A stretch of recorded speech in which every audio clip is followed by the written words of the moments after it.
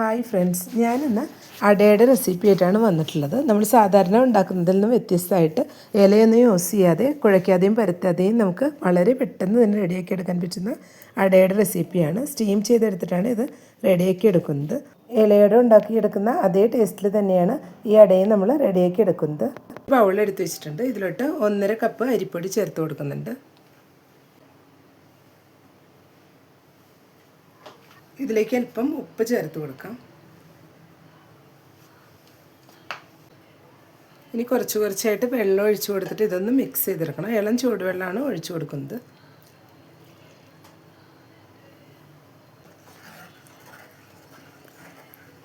ദോശ ബാറ്ററിനേക്കാളും കുറച്ചുകൂടെ ലൂസാക്കിയിട്ട് നമ്മൾ കലക്കിയെടുക്കണം.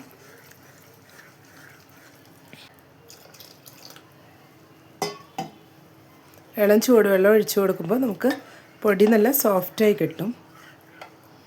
അതാണ് ചെറിയ ചൂടോട് കൂടിയിട്ടുള്ള വെള്ളം ഒഴിച്ചു കൊടുത്തിട്ടുള്ളത്.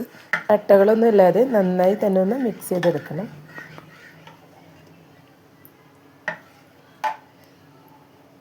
ഈ ഒരു കൺസിസ്റ്റൻസിയിലാണ് ബാറ്റർ റെഡിയാക്കി എടുത്തിട്ടുള്ളത്.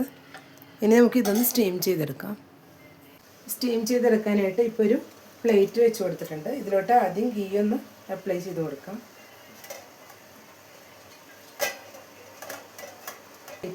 ഗീ അപ്ലൈ ചെയ്ത ശേഷം പ്ലേറ്റ് ആദ്യം ഒന്ന് ചൂടായി വരണം. ഇപ്പോൾ പ്ലേറ്റ് ഒന്ന് ചൂടായി വന്നിട്ടുണ്ട്. ഇതിലോട്ട് ആദ്യം കുറച്ച് ബാറ്റർ ഒഴിച്ച് കൊടുക്കണം.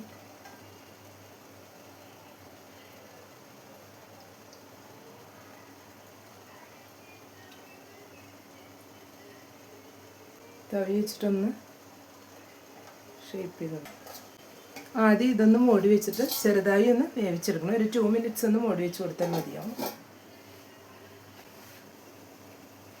നമുക്ക് ഈ സമയം ഇതിലോട്ടുള്ള ഫില്ലിംഗ് ഒന്ന് റെഡിയാക്കാം. ഞാനിതിനായിട്ട് ഒരു വലിയ മുറി തേങ്ങയാണ് എടുത്തിട്ടുള്ളത്. ഇതിലോട്ട് 1/4 കപ്പ് ശർക്കരപ്പൊടി കൂടെ ചേർത്ത് കൊടുക്കുന്നുണ്ട്.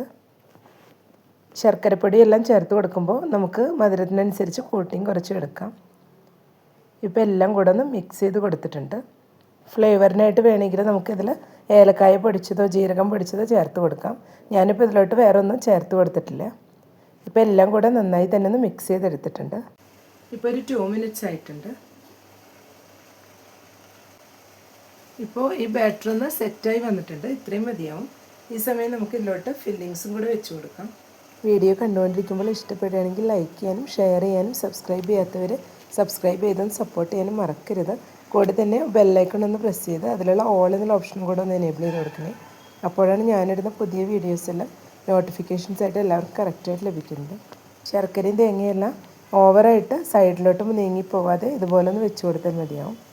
ഇനി ഇതിന് മുകളിലോട്ട് ബാലൻസുള്ള ബാറ്ററും കൂടെ ഒഴിച്ചു കൊടുക്കാം.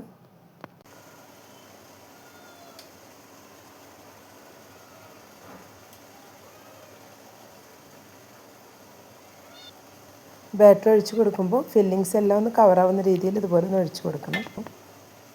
സൈഡിലേക്കെല്ലാം ബാറ്റർ ഒന്ന് ഇതുപോലെ ഒഴിച്ചു കൊടുത്തിട്ടുണ്ട്. ഇനി നമുക്ക് ഒന്നുകൂടെ ഇതൊന്ന് മൂടി വെച്ച് ഒരു 10 മിനിറ്റ് ഒന്ന് സ്റ്റീം ചെയ്തെടുക്കാം. ലോ ടു മീഡിയം ഫ്ലെയിമിനുള്ളിൽ വെച്ചിട്ടൊന്ന് സ്റ്റീം ചെയ്തെടുത്താൽ മതിയാവും. ഇപ്പോൾ ഒരു 10 മിനിറ്റ് ആയിട്ടുണ്ട്. നമുക്കിത് കുക്കായി വന്നിട്ടുണ്ടോ എന്ന് ഒരു ഫോർക്ക് വെച്ചിട്ടൊന്ന് കുത്തി നോക്കാം. ഫോർക്കിൽ സ്റ്റിക്കിനെസ് ഇല്ലാതിരിക്കുകയാണെങ്കിൽ ഇത് കറക്റ്റായിട്ട് വെന്ത് വന്നിട്ടുണ്ടാവും. ഇപ്പോൾ നന്നായി തന്നെ കുക്കായി വന്നിട്ടുണ്ട്. സ്റ്റിക്കിനെസ് ഒന്നും ഇല്ലാതെ കറക്റ്റായിട്ട് തന്നെ കിട്ടിയിട്ടുണ്ട്. അഥവാ ഇത് കറക്റ്റായിട്ട് കുക്കായി വന്നിട്ടില്ലെങ്കിൽ 2-3 മിനിറ്റ് കൂടെ ഒന്ന് മൂടി വെച്ച് കൊടുത്താൽ മതിയാവും. ഇനി ഇതൊന്ന് ചൂടാറുന്നവരെ വെയിറ്റ് ചെയ്യാം. ഇപ്പോൾ ഇതൊന്ന് ചൂടാറി വന്നിട്ടുണ്ട്. ഈ സമയത്ത് നമുക്കിത് പ്ലേറ്റിൽ നിന്നൊന്ന് മാറ്റാം.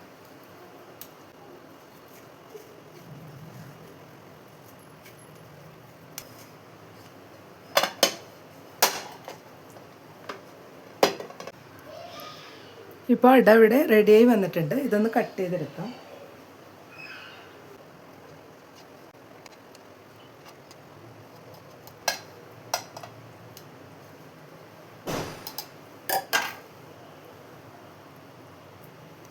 ഇപ്പോൾ ഈ രീതിയിലാണ് നമുക്ക് കെട്ടിയിട്ടുള്ളത്. നമുക്ക് തിരക്കുള്ള സമയങ്ങളിൽ പെട്ടെന്ന് തന്നെ എളുപ്പത്തിൽ റെഡിയാക്കി എടുക്കാൻ പറ്റുന്ന അടയാണ്.